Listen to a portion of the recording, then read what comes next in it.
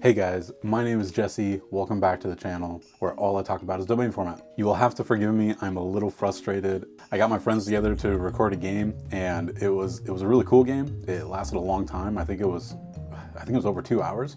And I thought 75% was enough for my phone, but it died while recording. Genuinely, I'm kicking myself right now about it. From now on, I'm just gonna connect my phone to power. I have to. It wasn't that it was a giant waste of time because I had a ton of fun playing with my friends. Losing all that footage I could have made into a game for everybody greatly upsets me. So instead, I wanted to show you guys what is probably right now my favorite deck. I'm very attached to my branded deck. I love playing it, but as of right now, I've been playing this deck the most and I've been having a blast. And I think it's interesting because when I originally was thinking about trying to build it into a deck, I didn't think it was going to work as a domain deck.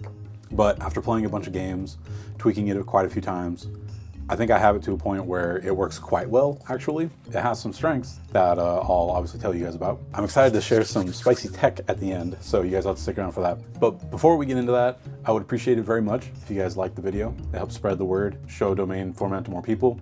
If you want to go above and beyond, the next time you guys go shopping on TCG Player, I have a TCG Player affiliate link below you could use.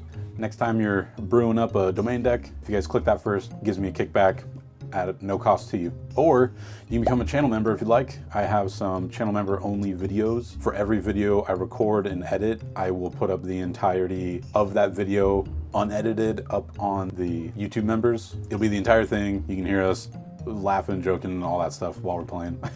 But with that said, let's get into the deck profile. As I mentioned, this is my Illusion Chimera deck. Like with any deck that you're going to build, you're going to have to pick a Deckmaster. This deck has some options to pick as a Deckmaster, but first I want to go over which ones are not so good. Both Cornfield Coatl and Mirror Sword Knight are not the best Deckmasters in my opinion, and I'll tell you why. Mirror Sword Knight might be the first thing somebody thinks about to pick as a Deckmaster, because you would think that if this is normal summonable, you could activate it, go get Berf. Oh, actually, there, I'll use the English versions. Somebody might be under the impression that you can normal summon this, activate its effect, and go get Big Wing Berf and go from there. Well, because of domains, Mirror Sword Knight's domain would be Light Illusion, and it mentions Chimera the Flying Mythical Beast, so you would be able to play OG Chimera, but that wouldn't include the things that consider themselves Chimera while they're in play, like these two. And the fact that it mentions Chimera Fusion doesn't matter for domains. So for that reason, both these would not be very good Deckmasters. I would think that, honestly, any of these would be good Deckmaster picks for the deck. It all just depends on what you want to prioritize. Gazelle would give you access to Earth, Beast, and Illusion, and Fiends, because it mentions those monster types in its card text. He's normal summonable, and he would be able to get you Chimera Fusion or Berf along with a bunch of other level 5 Fiends. So in all honesty, I think he would be one of the better picks for Deckmaster. You could also pick either one of these, specifically because they both have pretty much the same domain. Both of them are either mention or are a Beast, Fiend, or Illusion. They both have all three of those things in their text. One benefit to picking these guys, I would think, is, yeah, you'd have to figure out how to fusion summon it, get it out into play, but Chimera, the King of Phantom Beasts, has an effect that would banish itself from the graveyard to resurrect any Beast, Fiend, or Illusion, and when it's banished, you could put it back in the Deckmaster zone if it was your Deckmaster. Kind of the same thing with Berf, except he reses something from banishment. So even though this isn't neither of these are what I picked as a Deckmaster, you could pick these as a Deckmaster and have that built-in recyclability. I went with Big Wing Berf, and he has his own issues that I got to keep in mind. But the main reason, he's a fiend. He mentions illusions and beasts, so I have those in my deck, in my domain. The main reason I picked him is because he's dark, and dark's just a good attribute to have access to. There's one monster in particular that I could only run with him as my Deckmaster, and I wouldn't be able to run them if I picked any of these as my Deckmaster. He also has to be tribute summoned, so I got to keep that in mind. I definitely did keep that in mind when deck building. I made sure there's quite a few ways to be able to tribute summon him on my first turn. He is the Deckmaster of the deck. Now, originally I thought that this deck would be really tough to build and it might not even work in domain, because my original line of thinking was more along the lines of the way it's played in TCG in Advanced. Originally I was thinking, yeah, I would be able to use Berf to go search for Gazelle and the to search for Gazelle and the fusion. I would then be able to use the Gazelle as fusion material to go search for Coatl, use Coatl to go search for Mirror Sword Knight, use Mirror Sword Knight as fusion material to get in the graveyard, and then I would have 2 graveyard effects to help protect my stuff, and then I would gas out and have nothing left. That was what I originally thought. But after playing the deck quite a bit and just trying things out, I think I found some pretty good ways to facilitate at least this to some degree, among other things. So it's not that big of a concern to me anymore, especially after playing the deck. And I'll go into more about that. Along with those, I am playing an OG Gazelle, an OG Berf. I'm never banishing Chimera Fusion to special these. I would never want to banish this. Being able to recur it from the graveyard back to my hand built in is far more valuable than just getting these 2 out for free, but there are reasons that I play these. Big Wing Berf, once he searches for Gazelle, if I summon him again, he can search for any level 4 beast, so he's something that he can grab. Same thing with Gazelle, once I've grabbed Chimera Fusion, if I summon him, I can search for any level 5 Fiend, so that lets me search for Berf. These are bricks, but in the end, they are still material for the fusion engine. They are cards that I can use as materials to do all the fusion summoning that I end up doing. Now, Big Wing Berf, when he's used as fusion materials, resurrects an illusion, and Gazelle, when used as fusion material, searches for an illusion. So obviously I'm going to be playing quite a bit of illusion support. One of the better ones is Tau. When he's sent to the graveyard, he can res any illusion. Nightmare Apprentice, the next best one. Easy to summon, you just got to pitch a card, and on summon it searches for any other illusion. Nightmare Magician is really fun. I've been having a ton of fun playing this guy. He's kind of like the illusion Fenrir, except he doesn't summon himself very easily. But he's incredibly useful, has the illusion battle protection. When he battles a monster, I can take it, and at the start of the damage step, if another monster battles, I can pop a card on the field. This can activate each battle phase. I don't have to be the one being attacked either. This card's quite the rattlesnake. People see it in play, and they'll say that they're afraid to attack, and I'll say, look man, if it ain't coming my way, he won't pop any cards. Surprisingly, it's effective. This guy is a pretty impressive battle trap. Has the illusion battle protection. When your opponent declares an attack, he specials himself. And then at the end of their battle phase, they cannot use their monsters for any material. Their effects are negated and they can't change battle position, which is nice because the Chimera archetype can greatly benefit off of your opponent leaving a monster in attack position. This is another kind of pack filler, but cool in my deck kind of card. Talons of Shirlane. This is another type of, I wouldn't call it a hand trap, but it helps you dodge removal. Has the illusion battle protection. Anytime during your opponent's turn, you can target a fiend or illusion, return to the hand, and if you do, special this card. Then whenever your opponent targets your stuff, you can target a monster your opponent controls, return this to the hand, and if you do, destroy that monster. This can definitely come in as a surprise. It can bounce back Nightmare Apprentice, Master Tau, Emissary, so it helps me save my stuff, and the other effect is kind of another rattlesnake effect. If your opponent tries to target your stuff, you can pop a monster they control. This one is kind of hard to read because it's a QCR, but it's pretty dark. But I think it's pronounced Vui Burial, the Dragon Undertaker, otherwise known as Aku, the Shapeshifting Master of Darkness. But he's also been very interesting to play. He's kind of like, he's got a mini Slifer effect where if a monster your opponent controls is sent to the graveyard during the main phase, you can activate this effect, and it has 2 effects depending on where you activated it from. If it's in your hand, you can special it, and if it's on the field, you can make an opponent's monster lose 1500, and if it's reduced to 0, you can destroy it. And you can use both effects in the same turn. It ends up being a bit more impactful than you would think off first glance. And I've definitely been impressed with this card. There is one more illusion monster that is part of this package, but it's one of the more spicy cards, so I want to save it. There's 3 cards specifically I'm going to talk about at the end, and there's one more illusion that'll be in that section. But also another little bit of illusion support. Mirage Mirror Force bounces an opponent's monster when they declares an attack. You can special an illusion from your hand or graveyard. Then if a face-up illusion monster you control leaves the field by an opponent's card effect while this is in your graveyard, you can special summon an illusion from your hand or graveyard. The main reason I like this is, and the main reason I really like illusions in general, is it helps me keep illusions on the board multiple times over multiple turns, and illusions can't be destroyed by battle, so they are quite effective at defending me from people trying to get in incremental damage. Oftentimes when I am playing this deck and people think that I'm open, I'm not actually open.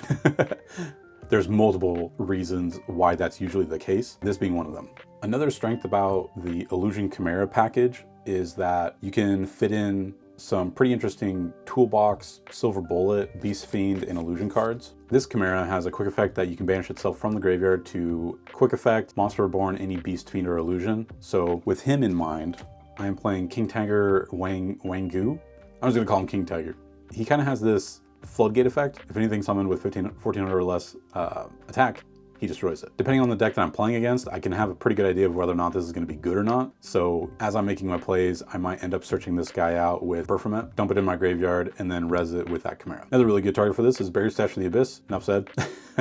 I don't go for this if my opponents have access to a lot of dark monsters. For example, yesterday I was playing against 3 decks that all had dark built into their domains, so I didn't really go for this guy. When he's effective, he's quite effective. Another very small package that I play, and I mainly play it because of its ease of use within this. Oftentimes, Gazelle can go search for a level 5 Fiend, so because of that, I tried this out and it ended up working out pretty well.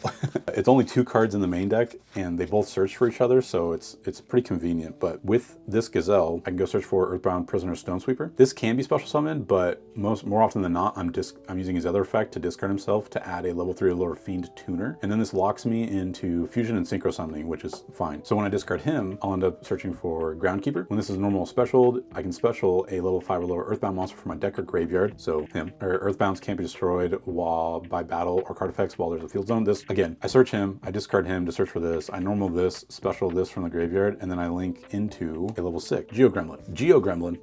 I use this guy a lot. He plays a pretty big role in the amount of life gain that I get in this deck. His first effect is during the main, quick effect, you can target a face-up monster your opponent controls, and then they make a choice. They can destroy it, they can destroy their own monster, or let you gain life equal to its attack. People more often than not will just let me gain life, and I can gain a ton of life off of this guy. I'll target your 3k guy, and then the next turn I'll target their 3k guy, and then the next turn I'll target their 3k guy. Gain a casual 9,000 life points. And then on top of that, during battle, he can do a quick effect to do fusion summon, and you can banish the materials from your graveyard, only for an Earthbound. Who do I go into? This guy. On summon, he gets me a field spell, and this is the best thing about him, to be honest. The field spell that I grab is, whenever I grab it, it has a huge impact on the game as far as keeping resources in my hand, and I'll show you that in a second. Obviously, Illusion Chimera doesn't have a field spell, but I really like the one that this guy allows me to grab. And then he also has another effect. If they special summon a monster from the extra deck, you can destroy as many monsters your opponent controls as possible that are special summoned this turn and burn them for 800 for each. This hardly ever gets to activate, because once I let them know about that, they usually deal with it immediately. It puts them into a situation where they can't continue building the board unless they get around this guy. The main thing I like about it is that it searches for a field spell. Which field spell, you say? I'll show you. This card right here is tantamount.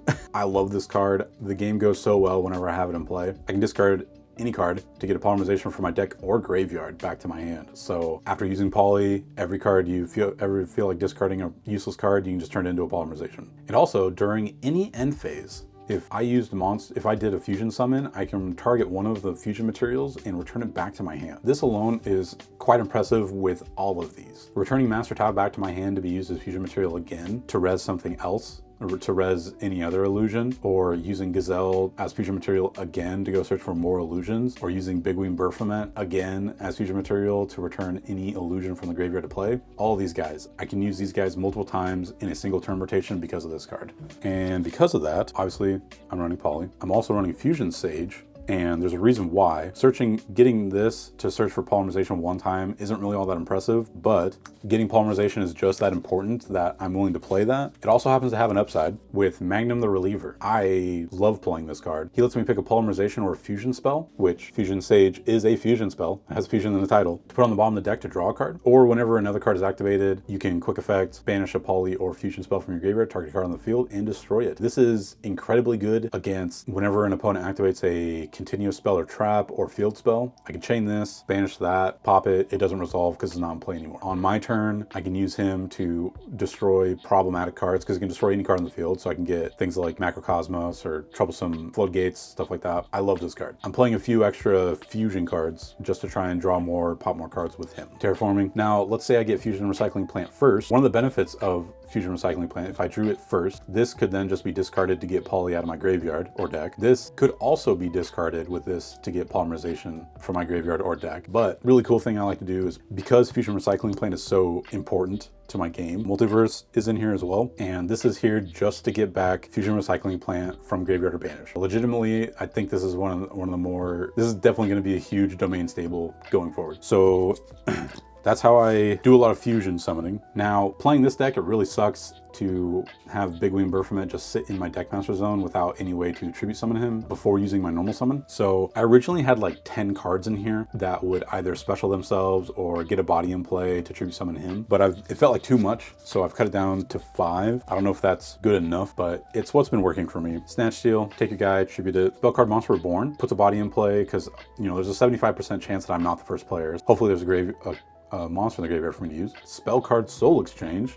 Again, if I didn't go first, hopefully there's a monster in play for me to tribute. Alpha, the Master of Beasts. I love opening this guy. He has a built-in summon that's not once per turn. If they have more monsters than me, I can special him. Or if they have more attack in play than me, I can special him. Then I can pick any number of beasts, Beast Warrior or Winged Beasts, return them to the hand that I control, and then return that many monsters your opponent controls to the hand. So I could special him, use his effect to bounce something, like an extra deck monster, back into the deck. Special him again if somebody else still has more monsters than me, and use it as tribute fodder for Big Wing Berfmek. And another one, I like this one quite a bit. It's another fusion spell for Magnum. It helps me get into either, if I happen to need a beast, I'll go get, you know, Gazelle, and if I happen to need a fiend, I'll go get Berfmet off of this because I am playing original Chimera. So it's a fusion spell for Magnum, and it helps me get a tribute fodder into play. Those were two major hurdles I figured I had to get over with Big Wing Berfmet, was making sure I could fusion summon, making sure I could tribute summon this guy out. The next thing though was something that I've been working on for a while, and that is finding cards that helped get my resources back from my graveyard into my deck, or from banish back into my deck or graveyard. The main idea being that I wanted to use Mirror Sword Knight's Valor effect, Cornfield Coatl's protection effect, the res effect from graveyard, the res effect from banish. I want to be able to use these as many times as possible in a single game. With that in mind, here are some cards I'm playing for that. First, I'll show you the ones that I get from graveyard back into deck, and with the idea being I'm trying to get, if I can get these back into my deck specifically right before I summon him, I'll basically be +2ing by adding these from my deck back to my hand on top of whatever I drew with the recursion. So Pot of Avarice will oftentimes get him back into the deck. Sometimes I'll pick these guys if I know it'll benefit me. Typically I pick other extra deck monsters as well. Pot of Benevolence, believe it or not, I like playing this card. Same with Transmigration Prophecy. These both can target 2 cards, so oftentimes I'll pick both of these, put them back, special him back out with Chimera to search for these 2 again, get more cards in my hand. Jar of Avarice helps there too. These all can shuffle anything back. Good old Slash Draw. Most people don't know what Slash Draw does. It's kind of complicated, but you discard a card, mill cards equal to the number of cards your opponent controls, draw 1 card. If it's Slash Draw, it burns them and destroys their field, but that doesn't matter. It's not going to be Slash Draw, obviously. So you instead shuffle cards from your graveyard back into your deck equal to the number of cards you just milled. It doesn't have to be the same 4. It could be any 4 cards. So for that reason, I love this card. Like I said, I want to get these 4 guys back from banish as much as I can. So for that, I have Pot of Acquisitiveness, can target 3 banished monsters back into the deck, draw a card. Burial from a Different Dimension puts 3 cards that are banished, 3 monsters that are banished back into my graveyard. This one's particularly good because that can get back 2 protections plus, you know, 1 of these, or, you know, some combination of these 4. I love activating this card. And then this one I just put in to test out. I have not played a game with this in the deck yet, but I think it will be good for me. I can pay 2,000 life points because this guy pretty much comes up every single game and gains me a ton of life. And then it's also a fusion spell for Magnum if I feel like drawing a card off of it. There's actually 2 more cards that are strictly dedicated to life gain in the deck, and one of them is Child's Play. Gaining 300 per summon doesn't seem like much against 1 opponent, but against 3, this is easily 3,000 life points or more by the time it gets back to my turn. The monster protection is just kind of icing on the cake. Helps you keep your board in play while people decide to try and bring your life points down if you're above 10,000. And then I have one other card that's kind of dedicated to doing a lot of life gain, but that's one of the spicy cards, so I'm gonna leave that for the end. I did want to say real quick, on top of Magnum having synergy with these fusion cards, there's actually one more card that heavily benefits fusion spells and also helps facilitate fusion plays, and that is Keeper Dragon Magic. On summon, I can discard a card, add a poly normal spell or fusion normal spell, which all these are, and then also I can reveal a fusion monster from my extra deck and special summon one of the fusion materials specifically mentioned from my graveyard in face down defense position, and locks me into fusion if I activate them. But this lets me reveal Chimera to bring back either Berfmet or OG Gazelle back to from my graveyard to play, or if these are in the graveyard, they count as Chimera the Flying Mythical Beast while in the field or graveyard. So if these are in the graveyard, I can use him to reveal the big Chimera, which lists Chimera the Flying Mythical Beast as specific fusion material. So I could bring these back by activating him. To use the fusion material, they would be face down, so that's all I could really do with them. And then there's one other engine that I've recently been trying out in this deck. It's interesting because there's a few of the cards, if I draw, they're bricks. If I draw any of the other cards, they're quite good and they set up incredibly strong recursive plays. So I've been trying it out. I didn't get any of it out last game, but the game before, playing against Golden Nova, I was able to get these guys into rotation, and it was incredibly strong, and I genuinely think I won because of them. So to start off, what am I talking about? Good old Diabelle's and Diabelle's Star. Diabelle's is an illusion. She can be specialed if you have a Sinful Spoils in your graveyard, but that doesn't really matter. I typically special her off Tau. Another impactful thing about her is that while she's in play, your opponents have to set spell traps before activating them. This completely turns off, the type of traps that are really good to activate from your hand, like Evenly Matched or Imperm, and it also turns off pendulums and quick lay spells, because if they set a quick lay spell, they just can't activate it for the rest of the turn. But then she also says whenever either player sets a card, I can activate her, target a card I control, and target card they control to destroy them. So if they set a field spell, I'll know it's a field spell because it's in the field spell zone, and I'll be able to destroy it before they get a chance to activate it. She's really interesting. I genuinely enjoy playing her quite a bit. And then Diabelle's Star is in here specifically to go search for Sinful Spoil cards. I'm sure everybody knows what she does by now. So because I'm playing her, I'm playing a Wanted to go search for her. But what exactly do I plan on doing with these? I mainly want to go into Sinful Spoils Deception. This is part of the new Azamina cards, but this allows me to tribute a monster from my hand or field to go search for an Azamina card, add it to my hand. The other important part is if this card is sent to the graveyard from the spell trap zone face up, I can set it during the end step. So typically I'll use her to search for this, use this to tribute her to search for a new Azamina fusion spell. This fusion spell is interesting because it uses Sinful Spoils as material for every 4 levels the monster has. This can be returned to my hand by returning an Azamina from graveyard or play to the extra deck. I'm also playing the other Azamina fusions. This returns Sinful Spoils from graveyard or banishment into the deck, and this is basically just a quick play of the first spell, but instead of being able to return to my hand, I can banish it to resurrect an Azamina monster from my graveyard. Well, since these use Sinful Spoil cards as fusion material, there's only 2 Sinful Spoils in the deck so far, so I'm also playing Sinful Spoils Subdual. This card's great. It specials any level 5 or higher illusion from my deck, and then it has some additional synergy with Diabelle's. I can quick effect, target a face down card I control, return to the hand, and set a different spell trap from my hand. So I could quick effect, activate her destroy effect to destroy a card they control and a card I control. But the fusion monsters these go into, incredibly impactful for the entire game, in my opinion. This is the one I'll typically go into first. It gives a buff to my Azamina monsters and adds an Azamina or Sinful Spoils card from my deck to my hand. If it ends up getting destroyed by battle or card effect, I can add Sinful Spoils from my deck to my hand. Now you notice this takes an illusion and a light spellcaster monster to make, so I will never be making this other than with these Azamina spells. Silvera is a negate. Whenever they activate a card effect of anything, I can attribute this to negate that effect. It doesn't destroy, but it negates. And then if this card is destroyed by battle card effect, you can add a Sinful Spoils trap from your deck to your hand, and she doubles damage that your Azamina monsters inflict. So typically she'll just be used as a negate. And then the last one I play is this guy. I have no idea how to say his name. I'm gonna call him Azamina Soul. This guy takes an illusion and a fiend, so I could naturally fusion summon this guy, but on summon, target a card, send it to the graveyard, and then during each standby, I can get an Azamina or Sinful Spoils from my graveyard back to the hand. It says each standby. So I could use this, send this, summon him, during the next standby, get this back, and this will be set during my end phase because I sent it face up. And then if they deal with him, I can bring this back, or I could use this with this to summon her, use her to get this, be able to summon this on their turn. It's just the engine, every single time it gets back to my turn, I'm able to bring this back. It's just a very powerful engine. And the last time I played with it and it was in rotation doing stuff, it felt incredibly powerful. I liked it a lot. The problem is, if I just draw any of these cards without seeing this, or this is powerful on its own. This is powerful on its own. These are all great to draw. But these specifically, if I draw these, they're bricks. I need a Sinful Spoils to go with these.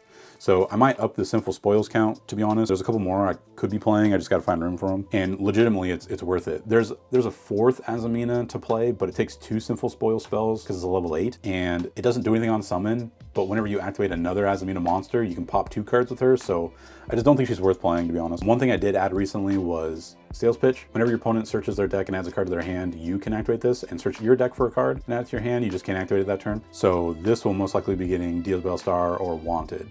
Because if I can get Wanted, activated, go get Diabelle's Star, I can go get this. It just starts everything. Okay, now I've shown you all the cards that, in my opinion, help facilitate everything I'm trying to do with this archetype. Tribute summon this guy, fusion summon, get fusion summons back, get materials back, recur materials from banish, all that type of stuff. I think it does that well. So the rest of the deck is the filler, I guess, to top off the the removal and whatnot. So for that, I got Last Will. This is most often going to go get this guy. That guy gets this guy. These guys synchro into this. This guy gains me life. Fusion into this. This gets me the field spell. So that's what this leads into all that, and it's great. A couple of kaijus. Kaijus are always good. At worst, they're fusion material because they're fiends. Good old Dark Hole, good old Heavy Storm, good old Hand Trap Imperm. Titanocider, one of my favorite pieces of removal. Pog, Graceful Charity. Card to save return. I end up summoning a lot from my graveyard. Big Wing Berf can res, Tau, the Chimera Fusion guy, this guy. I end up doing a lot of summoning from graveyard. And then Dark Factory, more production. I love having this card in play. While it's face up, your opponents basically go, I could remove that thing with this activated effect, but they'll just draw a card. So they will oftentimes just pick other people. It's another kind of rattlesnake, I guess, type effect, especially if it's a banish. If they can't actually get the banish through and you'll just draw a card, they'll banish something they know they probably have a higher chance of banishing. Okay, I think that is it, except for the cards that I think are quite spicy. First off, I'm gonna start off with one guy who is single-handedly responsible for probably the most recursion happening in the deck. That is Goil. This pack filler right here brings back more cards from Banish than I think any other card. He doesn't special himself, so you gotta either tribute summon him, which I never have done, or bring it back with Tau or something like that. Has the illusion protection. After damage calc, if a machine or illusion monster battled, doesn't have to be this guy. It can be any of your illusions. You can target one of your monsters that are banished or in graveyard and summon it. Doesn't have to be an illusion, doesn't have to be a machine. You can pick anything in your graveyard or banished and summon it. If this card is banished off the field, special summon it. He sticks around, he's got battle protection. I love this card. I literally love this card. It's so good for the deck. It brings together a lot of the recursion that I like. So he's the first, he's a great card, legitimately, even though he's, 2 cents or whatever. Next up, this card's responsible for a lot of recursion and life gain. Evan's Son. If a face-up monster or monsters you control are destroyed by battle or card effect, gain life points equal to their combined original attack. If somebody dark holes you, you're gonna gain life points equal to the attack of all your monsters. Then if anything's special from your graveyard, you can give it 1,000 attack. This is good because if that monster ends up getting destroyed, you'll gain 1,000 more life points than you normally would have. But then also, whenever you discard a spell trap, not by card effect or cost or whatever, it doesn't differentiate. You can target one of them, add it back to your hand. This card, man. So there's not a whole lot in here that it gets a huge benefit from. So with Evan's Son out, Graceful Charity, already bonkers, becomes draw 3, discard 1 if you discard a spell and bring it back. Keep the Dragon Magic can go search for a fusion for free if I discard a spell. Slash draw turns into a Upstart Goblin plus Jar of Avarice. That's just nuts. Nightmare Apprentice. I get this card a lot, so I could probably make use of that, end up getting back a spell or whatever. But the thing I use with it most that I've noticed so far is Fusion Recycling Plan. Discard a spell, go get Poly, get that spell back that I discarded back to my hand. It's just a free polymerization every turn, even more card advantage. I love this card. It does so much. Everybody in the Discord already knows about it, and we all know in the Discord how great it is. So this isn't going to be new to anybody else, but for people who don't play Domain, I think that would be surprising about this card. And then last, but not least, Dimension Explosion. This is a quick play spell. Return one face-up fusion you control to the deck. I believe that's the cost. Each player may select 2 of their monsters that are removed from play, special summon them. Now, you gotta be kind of careful because you don't want to give your opponents too much value, but for the most part, I'm getting the most value out of this because I banished things and the things that I'm bringing back could bring more things back. So I get a ton of value out of this. And then sometimes this may never ever come up, but you can use Pot of Acquisitiveness to return your opponent's banished monsters. So if there's an extra deck monster you don't want them getting back off of this, you can put it back with this. I love this card. This can bring back Guardian Chimera. This is exactly what I used it on the last time I played it, and it felt so good. Activating Guardian Chimera multiple times in a game, dream come true to be honest, but this will mainly be used to be getting these back, and because I'm getting these back, I'm getting more things back from my graveyard and banish. It's just a ton of value. So yeah, that is everything in the main deck. I will show you guys the extra deck once more. We got the Azamina Troop, we got the Guardian Chimera, Chimera, the Illusion Chimera guys. This legitimately is still a giant win con at any time. I think the most materials I've used fusion summoning this guy was 5. So we could 5 illusions plus the Chimera. So this could attack 6 times, and I was able to take out 2 people in the same turn. Magnum, I pretty much consider part of this. He's a must in my eyes. And then Guardian Chimera also is a must. I feel like it's part of that archetype as well. Another little guy that gets quite a lot of value in my opinion is Cross Sheep. Now, one thing I didn't know about this, but let's say you had Cross Sheep pointing at your Guardian Chimera, and then let's say I special summon Alpha, the Master Beast here. This will activate, and because it's pointing at a fusion, it can res a level 4 or lower from my graveyard to play. I thought that the fusion monster had to be the one being summoned to get that effect, but whenever anything is summoned to arrows it points to, you get an effect depending on what it is pointing to. So I thought that was really cool. And so because of that, I like Cross Sheep quite a lot. It's hard to make because Big Wing Berf locks you into fusion summoning, and so do the Earthbound guys. Genuinely, I'm doing this as a lot on my first turn to set up, so it's hard to set up with links, but if I do get to use this, it's great. I can use it on my opponent's turn quite a lot. Chaos Angel's in here. I don't run any tuners, but in my experience, he's never been hard to make because of how often I search for these two. I'm not making him on my first turn. What usually happens is I'll go through my play, doing all my Chimera stuff, getting stuff into my graveyard, and I'll either add back or res Brandis Magician and search for Sword Knight, and then on my turn summon Sword Knight and link them into this guy, making a light dark Chaos Angel, so he's quite formidable. Being able to banish a card with him on summon, not synchro summon, is crucial too because of Muckraker. Muckraker's in here mainly for Chaos Angel, but Big Wing Berf is also a Fiend, so those are the two typical targets. Also discards a card so I could get it back with Evan's Son. And then last but certainly not least, SP Little Knight. She's good. Honestly, a lot of her value, I noticed the last time I played her, was being able to save my things from things like Dark Hole. If they activate Dark Hole, you can save 2 of your things, they come back, and then she's still in play to mess with their plays. So that's mainly her value in domain format. But yeah, I also have to show off these cool Japanese QCRs. I keep the English ones on me just in case, you know, people want to be able to read them, but I do love flexing them. Gorgeous cards. Anyway, that is my Berf deck. Yeah, that is it. That's my Berf deck. I've been having so much fun with this deck. I genuinely think it's at a really good point where it runs really well.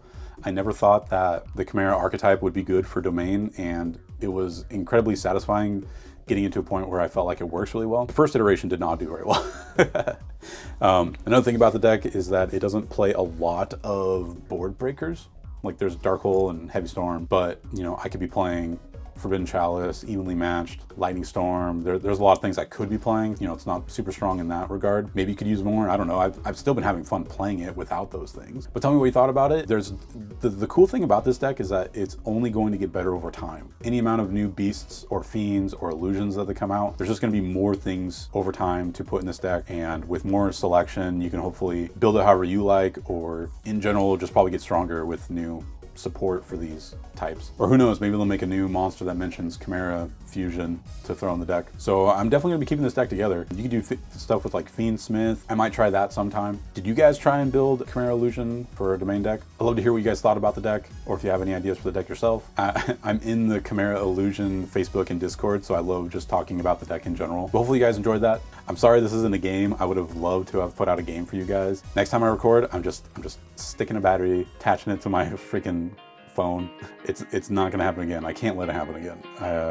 I feel terrible. So to everybody who watched, thank you. I appreciate it. And until next time, I'll see you then.